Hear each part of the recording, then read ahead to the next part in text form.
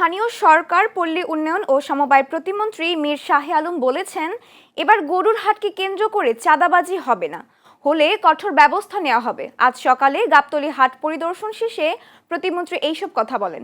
তিনি বলেন, কোরবানির পশু আনা নেওয়ার সময় সড়কে চাঁদাবাজি রোধে কঠোর অবস্থানে থাকবে সরকার। রাস্তাঘাটে চাঁদাবাজির কোনো ঘটনা ঘটলে সঙ্গে সঙ্গে ব্যবস্থা নেওয়া হবে। এদিকে কোরবানির ঈদকে কেন্দ্র করে চাঁদাবাজরা যেন সক্রিয় না হয়ে উঠতে পারে, সেজন্য ডিএমপির অভিযান অব্যাহত থাকবে বলে জানিয়েছেন ডিএমপির ভারপ্রাপ্ত কমিশনার মোহাম্মদ সরোয়ার। এছাড়া জাল নোটের কালোবাজারি বিষয়ে সতর্ক রয়েছে পুলিশ। 4-5 দিনে অসংখ্য চাঁদাবাজ ধরা হয়েছে, ধরার প্রক্রিয়া চলছে।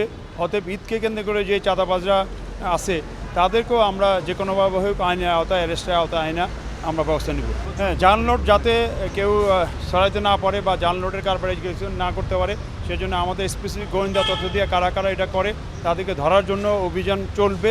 প্লাস আমরা বিভিন্ন সময় ধরতেছিও। প্লাস ঈদের এই কোরবানির যে গরুর হাটগুলোতে সেখানে সরকারি সংস্থা কর্তৃক বা বেসরকারি সংস্থা কর্তৃক জাল নোট আইডেন্টিফাই করার জন্য এই মেশিন বসানো হবে, জাল নোট ডিটেক্টর।